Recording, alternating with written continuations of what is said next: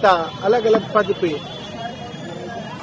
एक बात कहते हैं कि भाई जिन लोगों के परिवार वालों की मृत्यु हो गई उनको हमारी गहरी संवेदनाएं, ईश्वर उनको दुख सहने की शक्ति दे, घायलों को जल्द इलाज हो। मगर ये बातें सिर्फ ट्विटर पे और व्हाट्सएप पे और फेसबुक पे लिखने के लिए ना हो।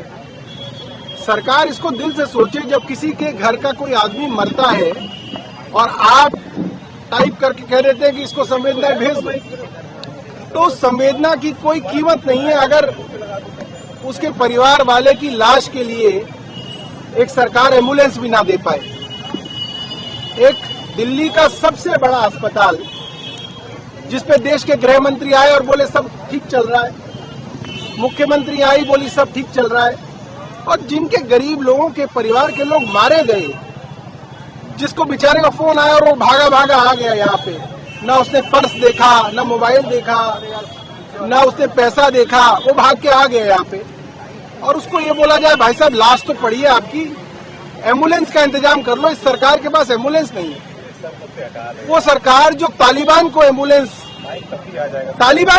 दे सकती है, वो सरकार अगर उन लोगों को भी एम्बुलेंस नहीं दे सकती जो जिनके शरीर को घर ले जाना हो, तो ये बड़ा दुखदायी है, बहुत गलत है। और मुझे लगता है कि सरकार को इसके बारे में चिंता करनी चाहिए। हमने अंदर भी बोला है कि कम से कम जो लोग अब इंजर्ड हैं उनको अगर आप यहाँ से छोड़ेंगे तो उनको एम्बुलेंस कम से कम दे दीजिएगा। और ऐसा नहीं है एम्बुलेंस की कमी है, सरकार के पास बहुत एम्बुलेंस है।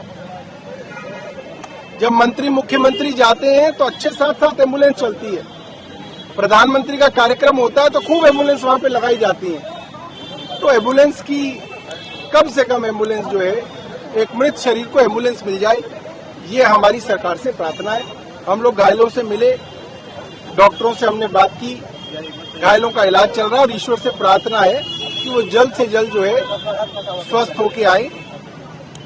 सरकार का मैंने सुना था, सरकार ने कई जगह कहा था कि अगर देश पर आतंकवादी हमला होगा तो उसको एक्ट ऑफ वॉर माना जाएगा, उसको युद्ध माना जाएगा। मगर ये पहला देश है जहां पे युद्ध हो रहा है, मगर प्रधानमंत्री जी विदेश यात्रा पे सुबह निकल गए हैं। ये भी मुझे लगता है दुनिया में पहला ऐसा जो है वाकया होगा।